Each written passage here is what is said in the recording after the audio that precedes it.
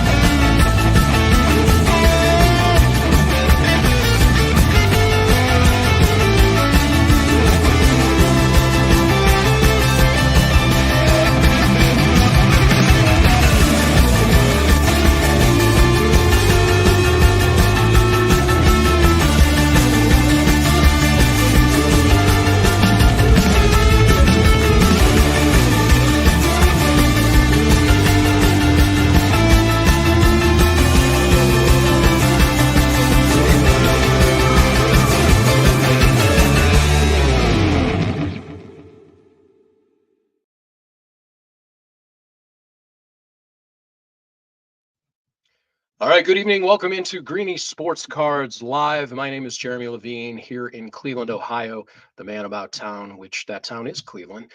By extension, Twinsburg, Ohio, the worldwide headquarters of Greenie Sports Cards, and really all points in between. We've got an action-packed show for you tonight that will traverse the United States of America again with tons of content. We've got a packed show for you as we do seemingly week over week, every week. And this thing continues to grow. We appreciate you joining us, as many of you continue to do every week. On Tuesday nights, we go live at 7 p.m. Eastern. The live auction takes place with Alex at 9 p.m. on eBay. And we appreciate you joining us across all forms of social media, whether you are on Facebook or Instagram or even LinkedIn or YouTube, Twitch. And any other platforms where you may be streaming. You can comment on the show, and please do. It's an interactive event here. The more comments and questions we get, the more fun it is for all of us, especially on the live auction itself, which again will take place at 9 p.m. You want to pop back for that. Alex has plenty of cards, trading cards at the ready, and they have a lot of fun on that show with packs and plenty of other surprises. But if you have not joined us before, thank you for joining us this evening. As I said, my name is Jeremy Levine. I have been at this for a while, not just on this platform, but from a collecting standpoint. I've been involved with the National Sports Collectors Convention since the year 2000. In an intimate capacity, I was the boots on the ground producer through 5 cycles here at the IX Center in Cleveland. So I've watched the tremendous growth of that show, of this industry, and many of your businesses out there. And it's very cool to have been a part of that, as well as Greenie, who has been buying and selling cards in this area for decades, for about 2 decades now, and producing events. And collectively, in our partnership, we've been able to launch this show and bring you hobby news and influencers and athletes and coaches and all kinds of interesting content, along with the live productions. And the Greenie Sports Cards universe continues to grow. Of course, the Great Lakes Collectors Convention coming up in April 25th through 27th. The Mountain State Collectors Convention, which will take place in May the 16th through the 18th. And of course, shows in Kirtland and Broadview Heights and in Medina, the Medina County Collectors Fair. This thing continues to grow, along with the custom NIL card division. And we're going to feature one of those guests tonight. As I said, we've got a packed show. We're going to welcome in Joe Wysmierski again from Phoenix Sports Cards, and Joe will bring his hobby insider knowledge and talk about an event they had recently, a really cool event. and he'll share some other interesting insight and tidbits. We're going to then connect with Ellen Kinnaird out of the University of Akron, who is one of those NIL student athletes in the Greenie roster. Ellen is a two-sport athlete in volleyball and basketball, so we'll have a really interesting story to talk to her about her journey and what it takes to compete at the highest collegiate level in not just one, but two sports. And then we're going to be joined by Cole McAuliff from Collectibles on College. They are the producer of the Arizona State Card Show. That's an enormous show, about 450 tables. That's coming up again. And so, as I said, almost coast to coast here from Cleveland out to Arizona. And we'll keep it rolling. But make sure you drop a comment. Make sure you let us know where you're watching, where you're checking in from. Join us on the show. And if you have any questions for our guests, please pop those in the comment section. We can see all of those across any multimedia platform. So with that, let's go ahead and welcome in the man himself, Steve Greenberg, a.k.a. Greenie. Welcome to your show, Greenie Sports Cards Live. Thanks, Jeremy. Thanks for having me. I appreciate that. Yeah. Great weekend that we had here in Northeast Ohio with two shows in Kirtland and at Great Northern Mall. Our friend Justin held the fort down at the mall, and by all accounts, it was as packed as you can be. Adam and I were at Kirtland, and that was a terrific show. So great weekend, and the beginning of this week, where we have a few things going. You and I will be at the MAC tournament tomorrow, covering the women's basketball. And then on Thursday, we're heading to Chicago for the Chicago Sports Spectacular show this weekend. So it doesn't stop. It just keeps rolling along. And I'm excited to talk to the guests tonight. And Joe's going to tell us about his adventure that last Saturday with Sports Cards Nonsense and the event that they had. And, speaking with Ellen and the Zip season, both volleyball and basketball, and then with Cole and the Arizona State show. So looking forward to getting into that. Yeah, packed show tonight, and we might as well get right into it because each of our guests have a lot to share, and excited to hear how Joe's event went with Sports Card Nonsense and some of the other parties, Mama's Breaks that he was involved with. So we'll go ahead and welcome in Joe from Phoenix Sports Cards, and as he is continuing the streak week over week as our hobby insider. Joe, welcome back to the show. Hey, thanks for having me. Third time, long time. Thanks for having me. That's right. And now we have this time change here that we have no control over, right?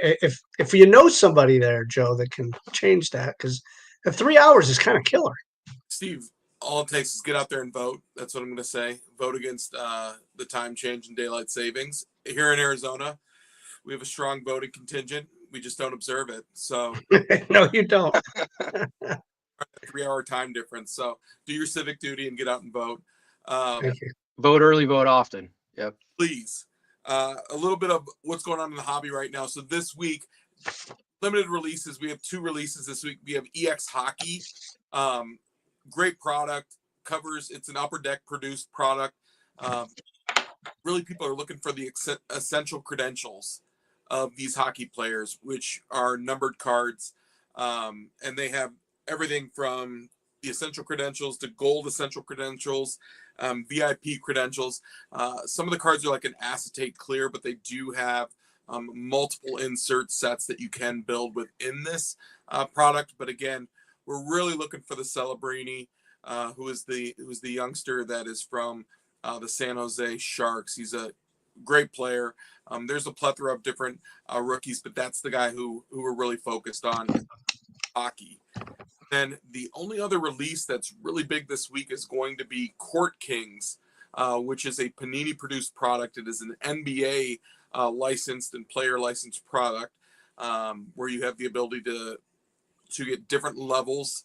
And most of the cards they come as like a die cut. But you get different level of inserts, numbered cards. But the big chase in this product is this is the product that produces the NBA Kaboom cards. So the ones animated. This is something that everyone's going to chase, regardless of if you think this was a great recruiting class or a rookie class or not. The big chase is the Kabooms in Court Kings. The Kabooms come in non-rookies too, right? I mean, you can get a Steph Curry or LeBron Kaboom. Yep, absolutely. Absolutely. And as you're showing right here with Court Kings, there's different tiers. So on the backs of the cards, it'll show 1 through 4. So the different levels. So you can get multiple and you can get sneaker spotlight cards also, but you can get multiple levels of the same player. It just gives you an opportunity to chase more rare cards. So 1 is going to be something that's super common, and then a 4 is going to be super rare. And sometimes in the 2s and 3s are more of an artistic card that you're chasing of that player. That's awesome. So yeah, we'll look forward to that at the shows and online. And yeah, I mean, Court King's always a cool thing. The kabooms are the hottest things on the market. So good luck to anybody that's going to be ripping those this week, right? Yeah, that's the box. So the boxes typically can be a little bit on the higher end, and it's because you're chasing those rare cards. So let's talk about your weekend. We told you a little bit about our shows this weekend, but you had a pretty unique experience with our friends at Sports Cards Nonsense. So Mike and Jesse, were they both there? So Jesse was still in Ireland. Okay. But Mike, so the Foundry Hotel hosted this event, and Sports Cards Nonsense, the podcast, they were a part of it. Sports Cards Nonsense Breaks with Eddie, and then Mama Breaks with Stephanie, and then the Rip Valley Shop, which is also downtown Phoenix, and then us Phoenix Sports Cards. We were there, and it was a great environment. It was awesome. They put the venue was gorgeous. What we did there, what you're showing right now, we had a customer, James, who's a huge Corbin Carroll collector, and he had his entire personal collection on display, which led to the opportunity for him to acquire a couple more cards because people saw he was such a big fan. But it also gave us the ability to sell some singles, sell some shirts, show what we do. And we had the opportunity to bring in a couple of guests, which all through social media, we brought in 2 great ball players, MJ Melendez for the Kansas City Royals, and then Josh Jung for the Texas Rangers. There were also a few other guys that were there.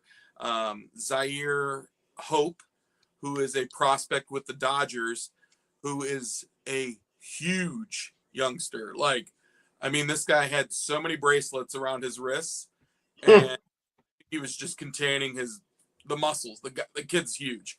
And be on the lookout for this. Zaire Hope, prospect for the Dodgers. He came over in a trade. He was drafted by the Cubs. Came over in the trade last year for Matt Bush, and he's a big building block there. And then also Luke Little, who is a pitcher for the Chicago Cubs. He was there. And these guys, they were there signing autographs, ripping packs, but it was really cool because Josh and MJ are really big into the hobby.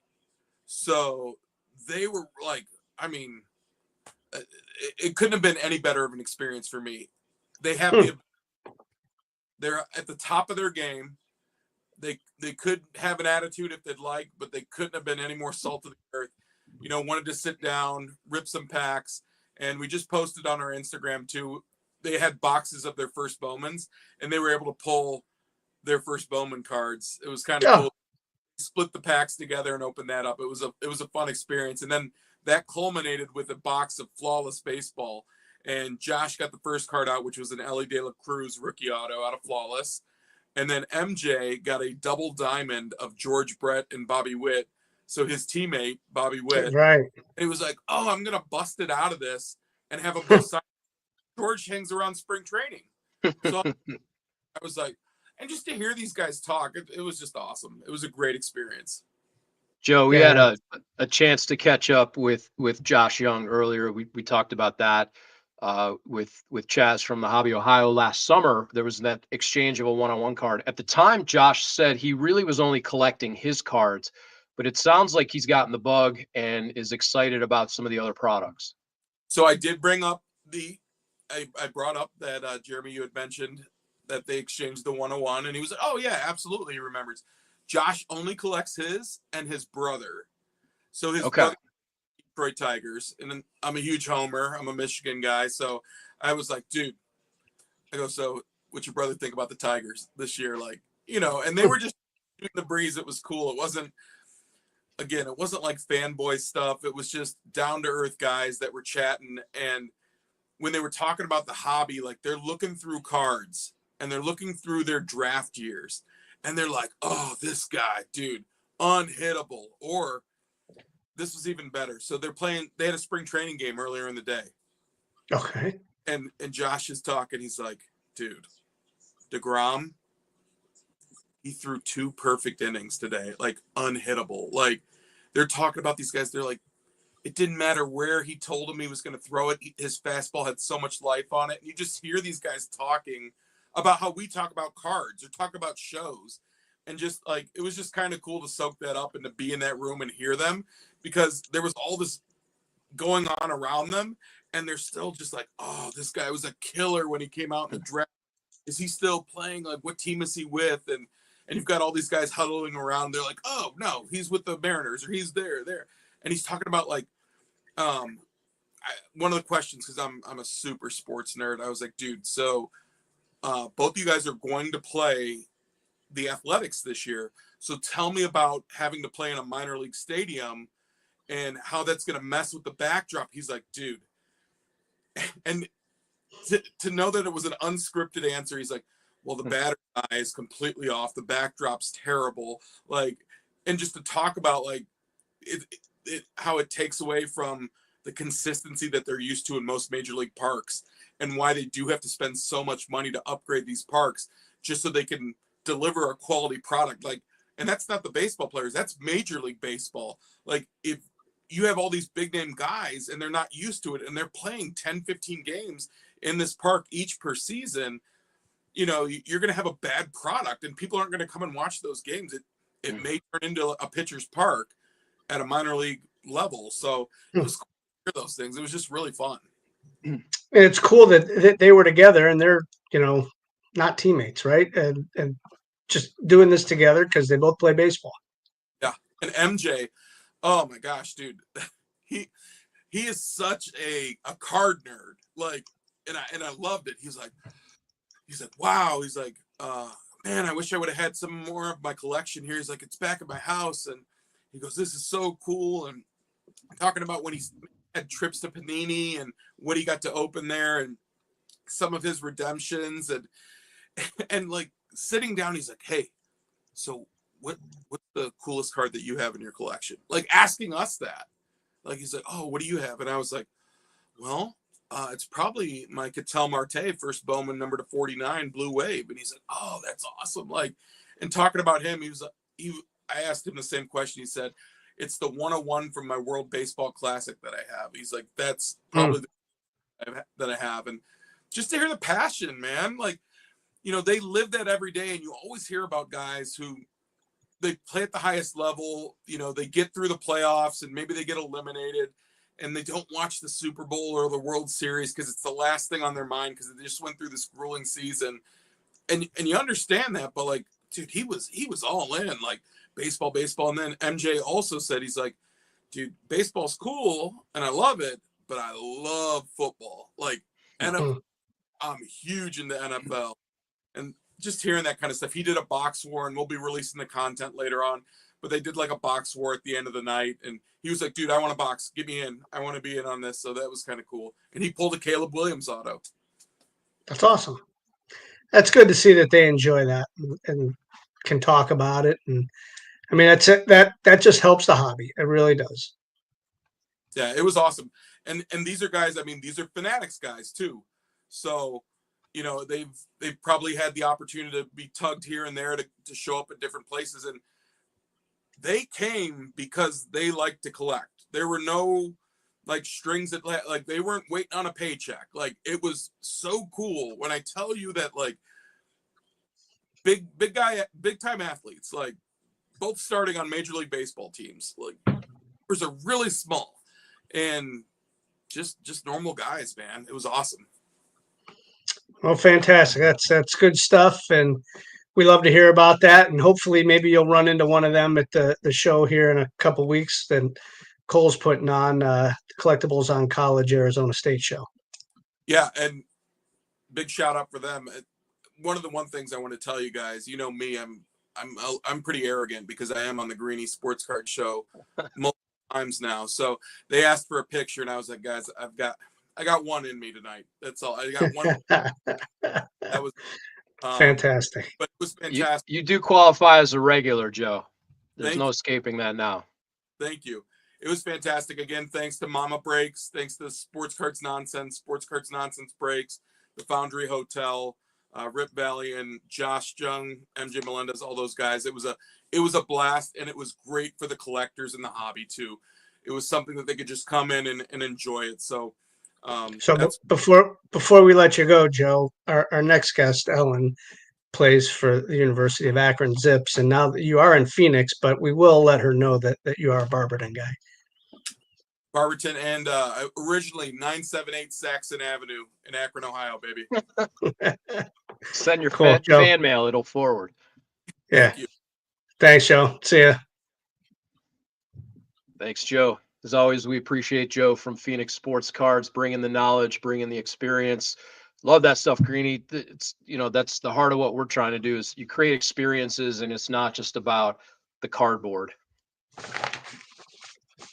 No, I mean, it's not. I mean, we've had athletes come to the shows. We've had team owners come to the shows. We have coaches that come to the shows that collect cards. So it's really cool. So, to see the athletes that come around. When I was in Arizona, I met up with a pitcher from the Cubs who I've met a couple times at a show. So it's really cool that they collect, and not just collect their own cards, but they're collecting teammates and other sports as well. Yep. Very, very cool. Well, speaking of cool, our next guest is a talented athlete making contributions and significant contributions to the University of Akron volleyball team and basketball. She is a two-sport student athlete hailing from Lewis Center, Ohio, having attended Olentangy High School. She is a middle blocker for the Akron Zips volleyball team and then joined the basketball team this year. Hey, let's give a little bit of a preview on an exciting event that took place last week.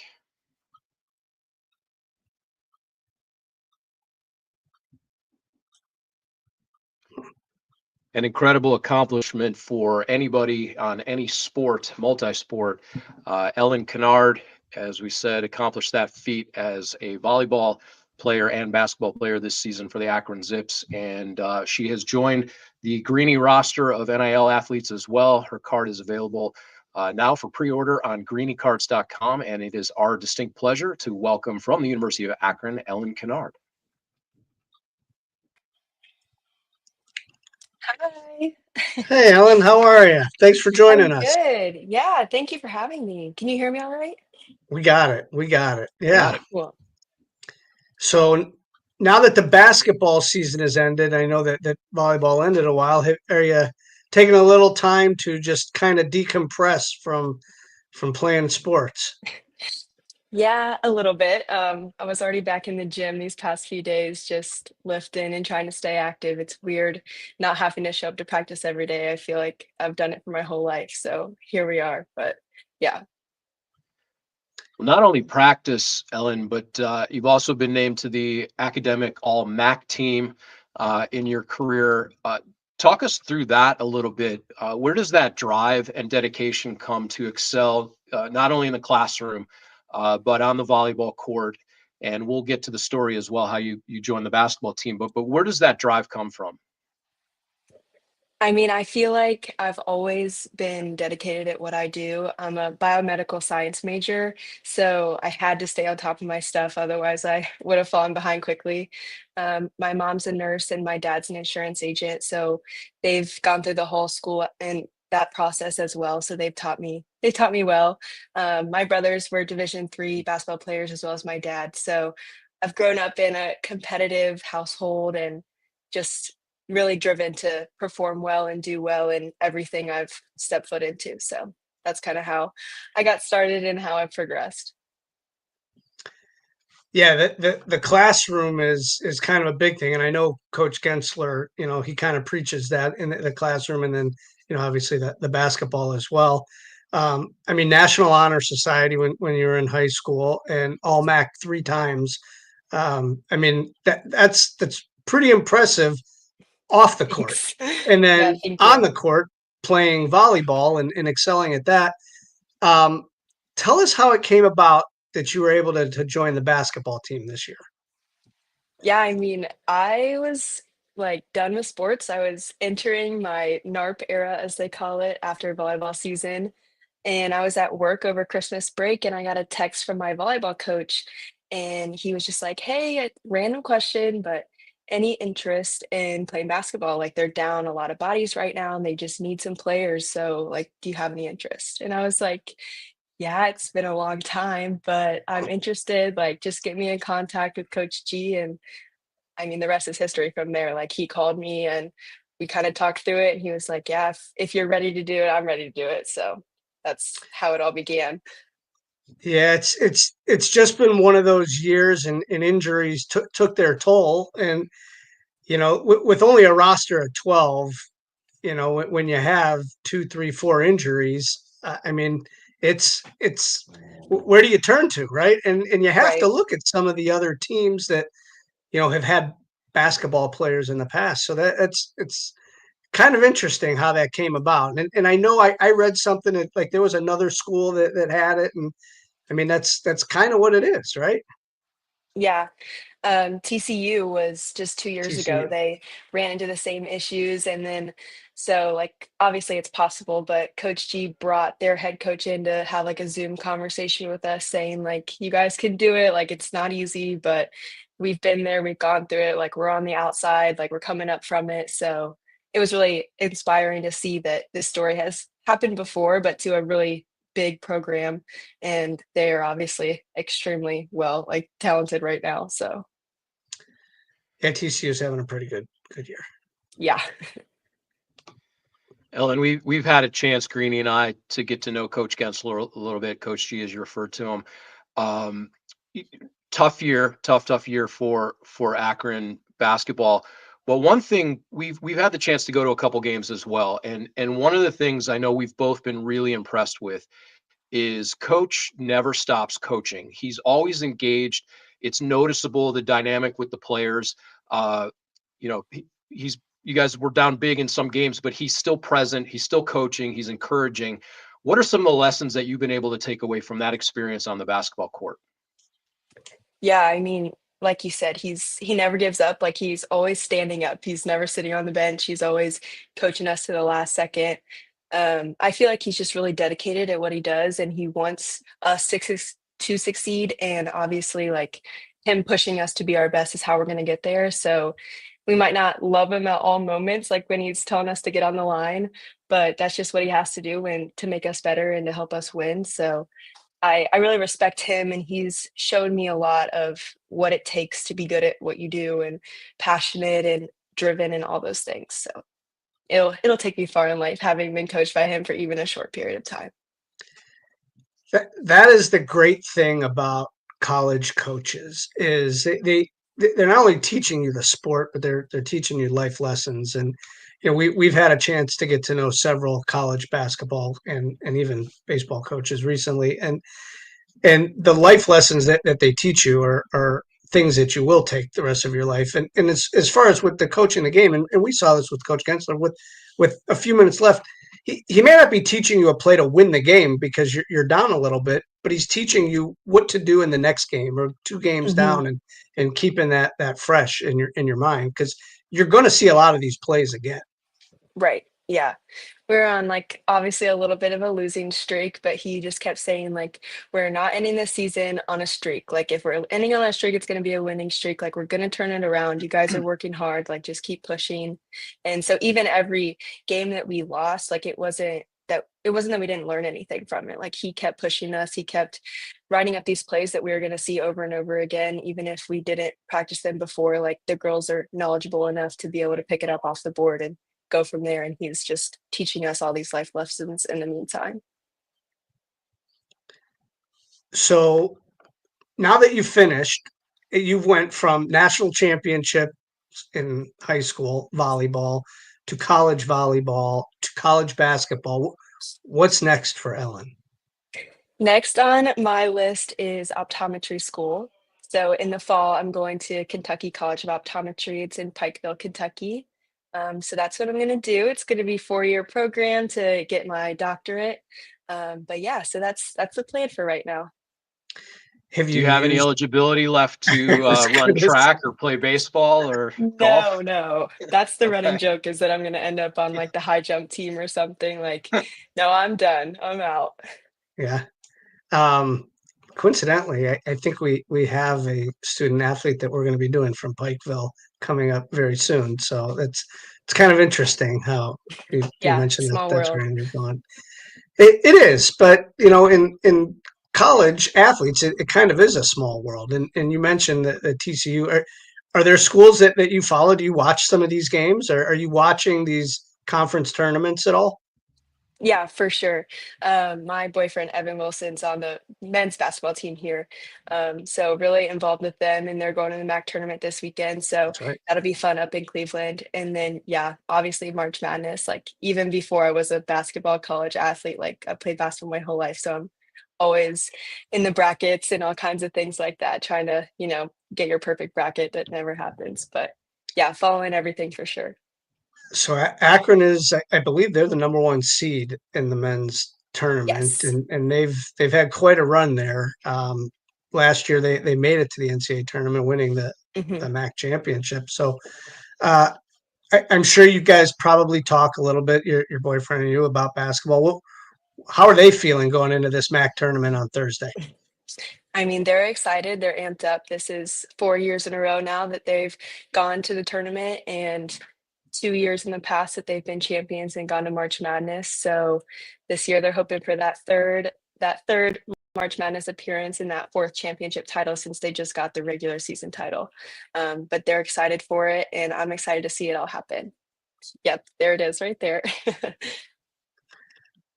Yeah, I know we'll, Very we'll be cool. down there tomorrow for the start of the women's tournament, and Jeremy will probably be there on Thursday or Friday to see some of the men's games. So, I mean, we love this tournament. We had Jeremy Guy from the MAC conference on last week. So, I mean, what a terrific experience, men's and women's tournament in Cleveland. Mhm. Yeah, it's awesome that it's so close and that we can go as students and fans. Very excited for that, and also very excited for your NIL card as part of the Greenie Sports Cards roster. It's a two-sport dual athlete card, very cool, football and basketball. It's available for pre-order now on greeniecards.com. And of course, all of our student athletes sign those cards, so you get a chance to have a personal connection with them. So head to that site and check out Ellen's card on greeniecards.com.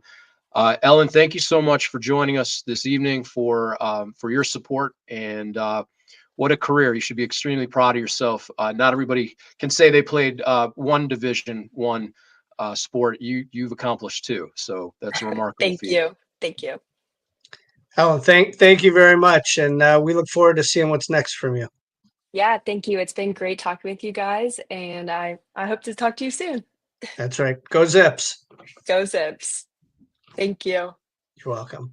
Thanks, Ellen. Our thanks to Ellen Kinnaird for joining us from the Akron Zips program.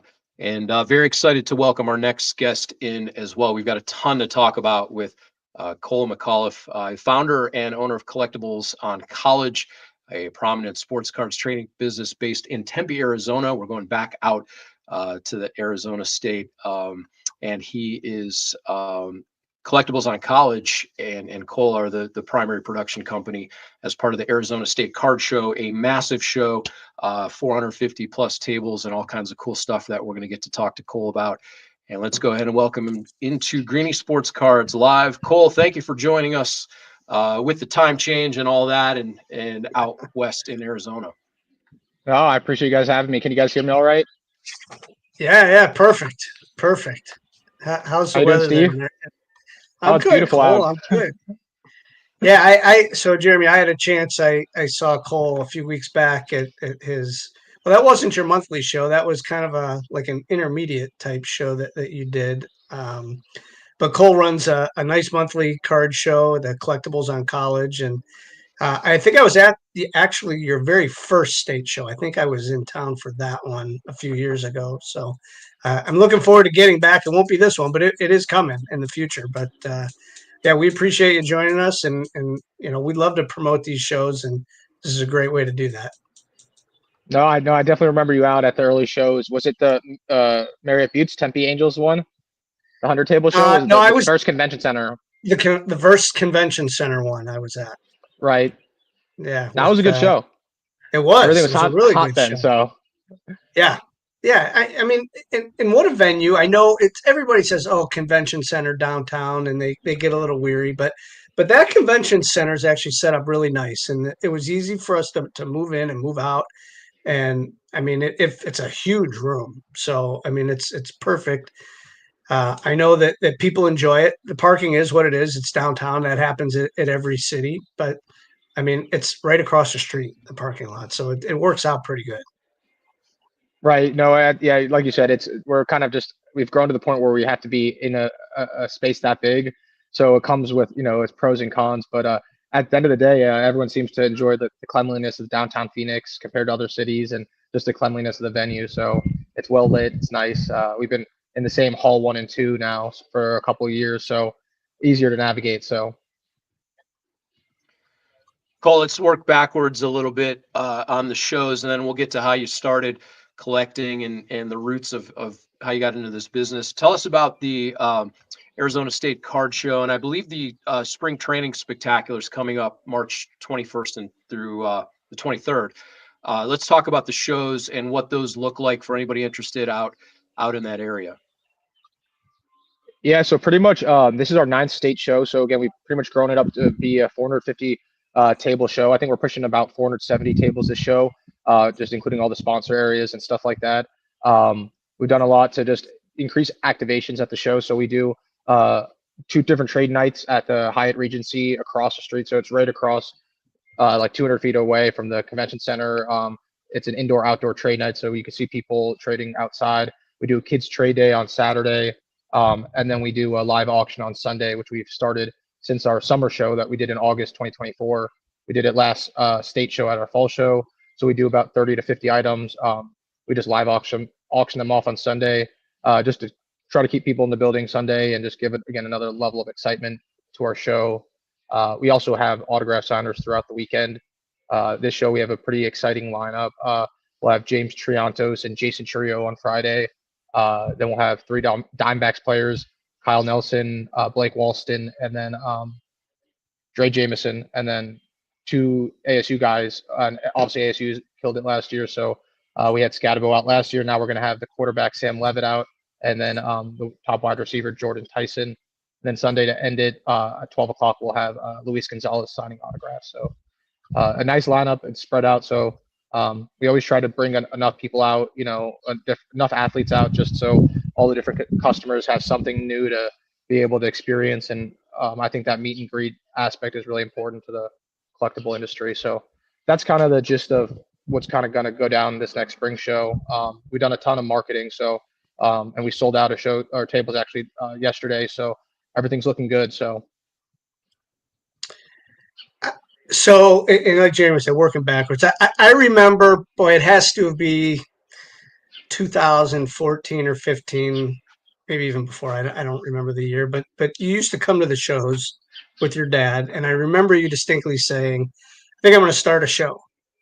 And I don't remember where you said you were going to start it, but I do remember that you said, "I'm going to start doing shows." And I think there were other people in that room that were like, "Oh yeah, this kid's going to start some shows," right? And just because there hasn't been many in Phoenix back in those times, 2012, right. 14, there was a couple monthly shows.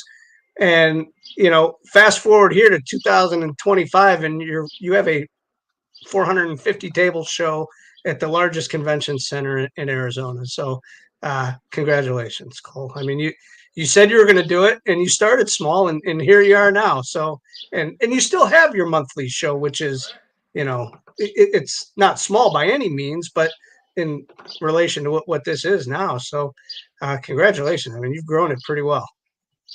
No, I appreciate it. No, it's amazing seeing just how supportive the community is. And, aside from obviously a little hesitation, being a young buck Yeah. starting out. Most people are super supportive, and it's cool to be able to now have some of the dealers that I used to shop amongst, still remember me growing up and are happy to work with me, and we have a very strong relationship. So I used to do the La Quinta shows and then all Mike Vecchiola shows and the album shows. So, I crossed paths with a lot of these guys before I even knew what I was going to set out to do. Yeah, I mean, I know, like, we had Joe on earlier from Phoenix Sports Cards. I know that they had sponsored in the past. I know Jay Mankey is at every show, and I know, I mean, I can name everybody basically that sets up that I know. But you have a lot of sponsors, which is really good. Talk about some of those who are helping you with some of the expenses at these shows. Yeah, so we have some of the big supporters that have been out all the time. Ship My Cards, Brian Wells and his family, they've been big supporters of us throughout all our state shows. We have pretty much going through all of them. We have Phoenix Sports Cards. It's a lady, Nicole, who runs a business all on her own. So she's one of the largest female sellers on eBay. So she's based out of Chicago and now sells here in Phoenix. We have Arena Club. They've been huge for the past year or two. They do a lot of buying at our shows. They're a grading company, and they also do the repacks. So they have slab mystery packs. We also have two different sneaker and vintage vendors that are there. So be Kita Kicks and then Tempe Throwbacks. Let me just pull up my laptop that I have right in front of me here. But we have JSA out there. They'll be in the back by the autograph pavilion, authenticating autographs all weekend. And we do our best just to try to cycle through and bring as many different sponsors that we can. Sometimes there's obviously competition amongst other shows. But the couple that I missed will have also Roth Cards will be out. And then we'll have also Party Poles. They have the world's first mobile car trailer. So they'll be in the back by the autograph pavilion. They do a lot to help support us, giving away their party protector cases. And they'll be doing the Kids Trade Day sponsorship. So they'll be giving away penny sleeves and top loaders, and then 5 different party pole protector cases to the kids. So we also have game day platinum protectors, and then in our artist alley we have One of Us Comics that sponsors that, which I forgot to mention. That was, I guess, a new activation we did the past year or two. We'd have different artists that are there painting, doing different kind of, just like niche kind of different artwork. We have one guy who makes clocks out of sports cards. Most of them are painters and artists. But for the last show, we had Evan Longoria out, and one of the artists drew a picture of Evan Longoria. He signed it. We auctioned it off in our live auction, and that was a charity item that we're going to donate to a charity.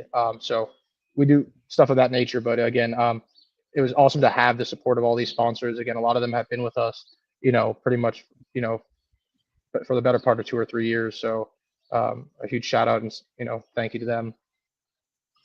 Yeah, Cole, we love talking to other producers because there's sort of that instant respect and credibility, because people don't realize what goes into these shows. I shared earlier, I'm very fortunate to have been part of the National Sports Collectors Convention production through 5 cycles in Cleveland. I've seen that show since 2000. Greenie and I on our productions here in the region. Greenie gave you kudos for saying you were going to do it, and you did it. Now that you're here, what have you learned about yourself in these shows? Because as I said, people don't always realize when they go right. People don't realize the amount of work and effort and seamlessness that it takes to pull in that seamlessness. So what have you learned about yourself in the production along the way?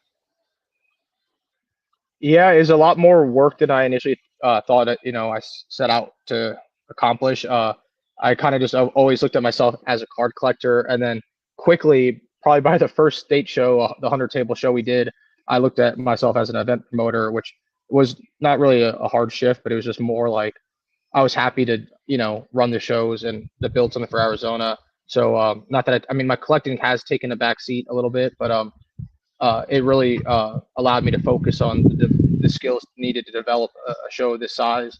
So I'm always, do my best to just listen to my customers, listen to my dealers, have a pulse on the market in general. I've never wanted to price out anybody. Since I started my event, we've always been in a strong market, and I I know that, again, going back to when I first started, or met Steve and knew some of these dealers shopping around at the local monthly shows, there was pretty much one monthly show, and it didn't have the hobby didn't have the attention it did, back then that it does now. So I always, even at our monthly shows, we give our dealers free lunch. We try to keep it competitive in pricing. Our summer show was $125 for one table, or $175 for premium. For a 2-day show, we packed it with like 2,000 people. Everyone had a killer show. So we really are just, there for, just making sure that the dealers have a good show. They're the pillars of our show. And then if that's done, which is normally done, then we just want to keep rolling in new attendees. And for me, it's exciting to get new people in. So like recently, we took out an advertisement at the athletic spring training stadium. We did that last year.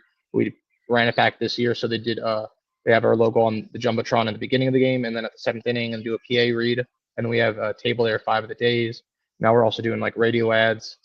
We've passed out tens of thousands of flyers for the show that you were at, Steve, and on Scottsdale. There was waste management the prior week, so we passed out 3,000 or 4,000 flyers.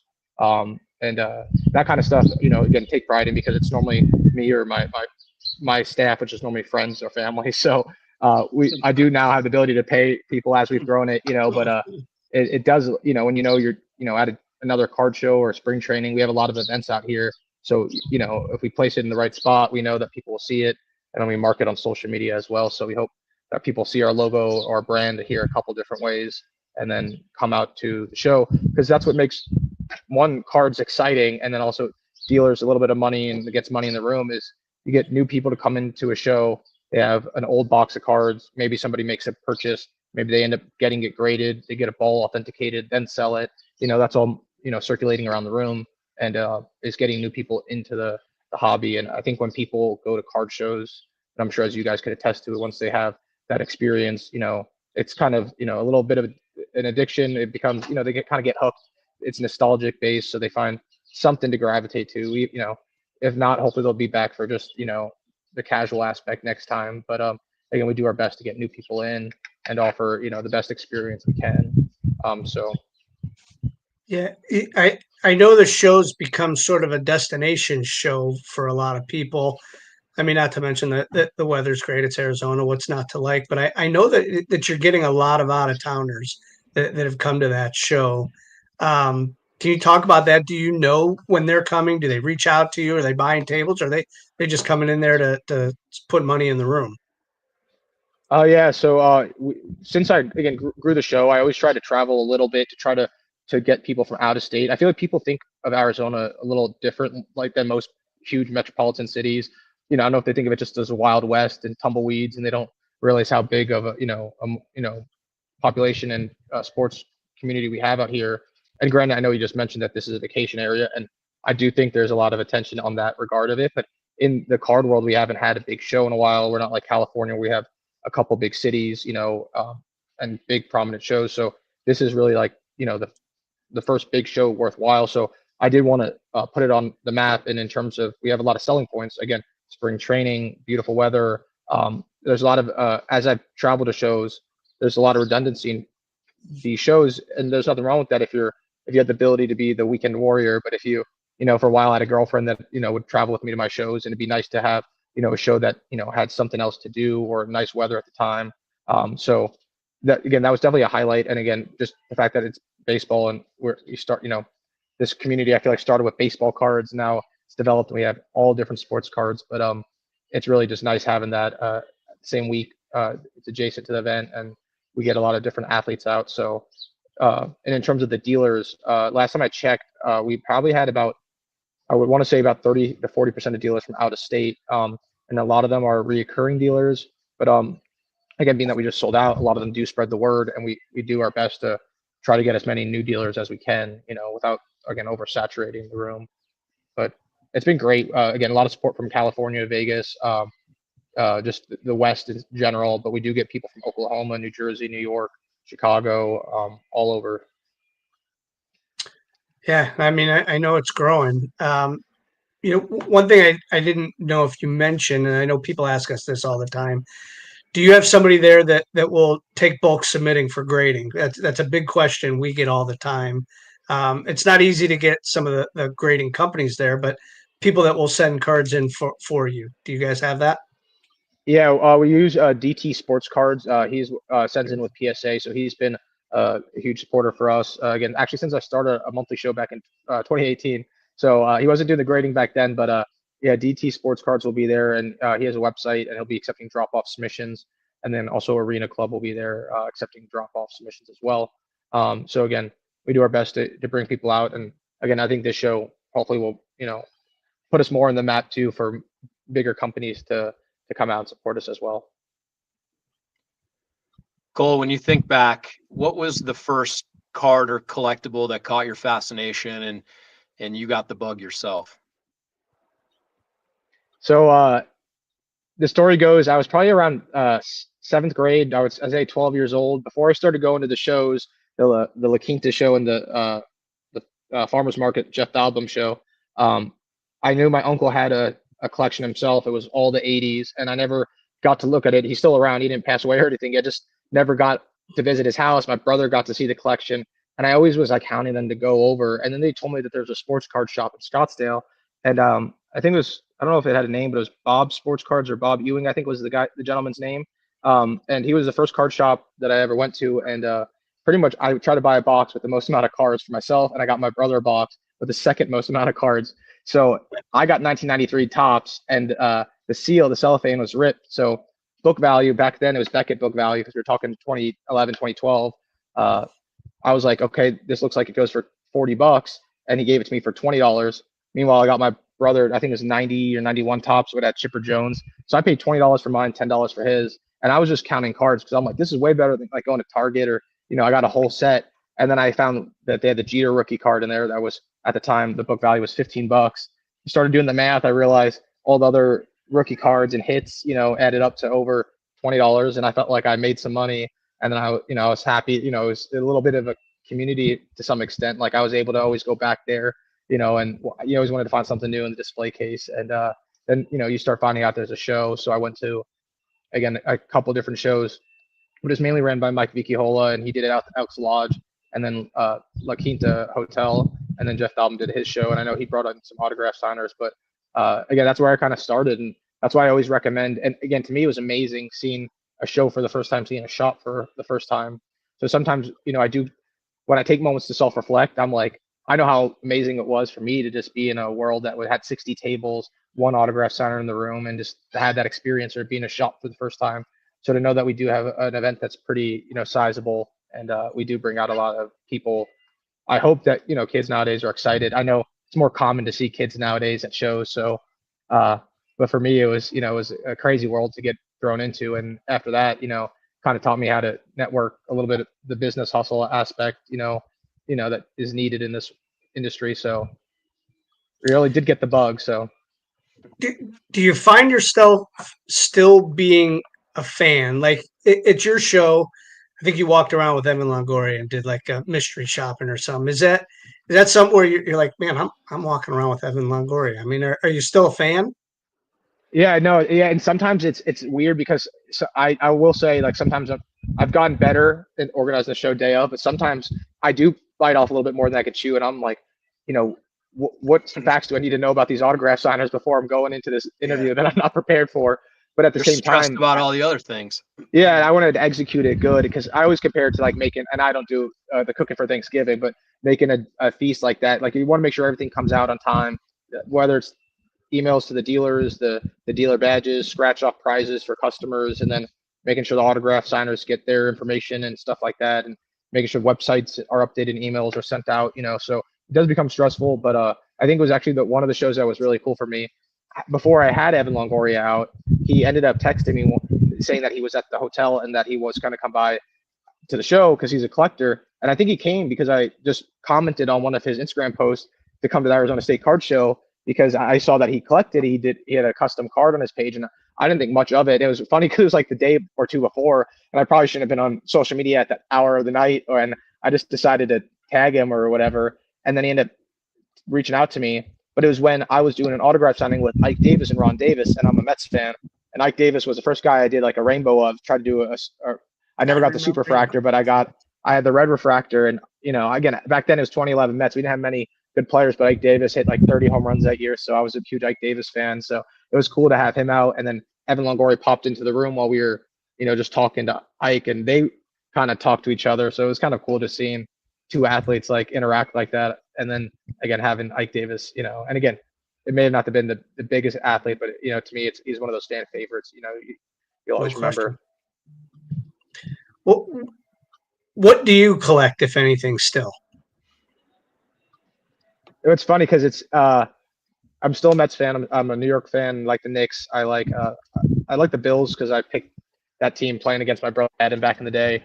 My family's not from upstate, but I've been a fan of them for a while. So whenever I have a chance to pick up cool stuff like that, I do. Especially like David Wright is my guy for the Mets. But recently, after I had a bunch of Jacob deGrom cards, and it was 2 or 3 years ago when he got traded that I just had 4 like one-of-one majestic cards that were pretty nice cards, and they dropped in value like 40-50%. And then I saw like a Jerry Seinfeld quote that people are just fans of the jerseys of the teams. They don't really like the teams because pretty much when a player gets traded, they don't want the jersey anymore. So, or they're just fans of laundry pretty much. So I'm like, you know what? I like the Mets, but unless they're like retired, it's hard to buy that stuff because even we saw Pete Alonso was maybe going to get traded.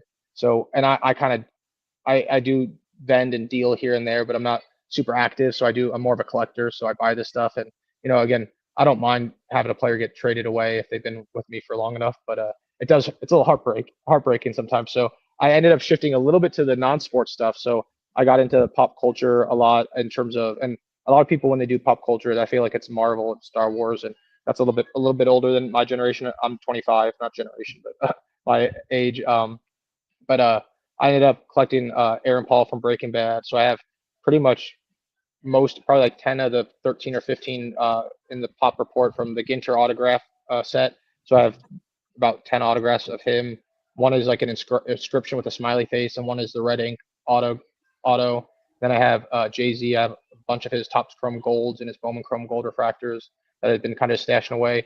The reason, again, behind this too is that like I feel like nowadays all the cards you could say are overproduced, and and despite obviously there's not a lot of as much attention on the non-sports as there is on the sports, and maybe they don't trend as frequently as sports players do. But when you talk about like total pop report, like I think Jay-Z only had 4 gold refractors made, and it was only 2005, 2006 he had cards. And so to me, I had pretty much, I think 8 of the Bowman Golds, which are numbered to 50. The Topps Chrome Golds were numbered to 99 that year. So I'm like, if I get 10 of each, down the road, because they're a lot cheaper than, again, a lot of other GOATs from the basketball sets from those years. And I can't justify buying anything else I like. Like if I bought the newest Knicks draft pick or the newest Mets Bowman Chrome guy, it is a little bit more expensive nowadays, and I'm not as optimistic, as I used to be. I used to be a little bit more delusional in terms of prospecting and investing. Now it's nice to be a little bit safer with stuff. But again, now I just grab whatever I can. I like music cards, and I like buying the TV shows like cards. So it's fun. It's kind of like going down rabbit holes. There's a TV show Entourage, Sopranos. Megan Fox has a card. I have one of her autographs. The show Community. I have an Elvis 1-of-1 card with a Buddy Holly, Bing Crosby, and Dean Martin. Very cool. Wardrobe. So that's kind of stuff. It's unique. It's still game used to some extent, even though if the Leaf stuff is off brand. I like the stuff that connects me to the moment. And it's obviously a underappreciated market a little bit because it's new. And not a lot of people do that. So, and again, even setting up at the spring training games, I have one case of like the sports cards, and I have one case of everything else, and everyone's like, oh, it's Jesse Pinkman, or it's Megan Fox, or it's this or that, and it's the wives, it's the kids, and they're getting entertained. So it's a good conversation starter. Cole, real quick before we wrap the show tonight, let everybody know socials and web where they can get more information on the Arizona State Card Show. Yeah, no, first guys, I appreciate you guys having me on. This has been a blast, and hopefully guys come out soon. I know Steve, you've been out before, but maybe Jeremy. Where are you based out of, Jeremy? Cleveland as well? Cleveland as well. Yeah. Yeah, hopefully we'll get you out sometime. But again, the show's coming up March 21st through 23rd. You can follow us at the Arizona State Card Show on Instagram. On Facebook, it's going to be Collectibles on College. And then our website is ArizonaStateCardShow.com or CollectiblesOnCollege.com. So we have tickets on sale now. Our autograph tickets are all available. And again, I think we're 9 days away now. So hopefully we'll see some new people out there. Fantastic. We wish you all the success at the show. I know it's going to be terrific as it has been. And we'll catch up with you again down the road. I appreciate it, guys. Thank you so much. Best of Cool. luck. Thanks, Cole. Whoop. Yeah, thanks, Cole. Appreciate Cole Oh, McAuliff okay. joining us. Arizona Card Show, State Card Show. Greenie, this hour goes so fast, man. Our Yes. thanks to Joe Wysmierski on the Hobby Insider information, Ellen Kinnaird from Akron University, and Cole McAuliff for joining us tonight. Greenie, as always, may the cards forever be in your favor. Jeremy, thanks again for another week. We'll catch you next week. Have a good night, everybody.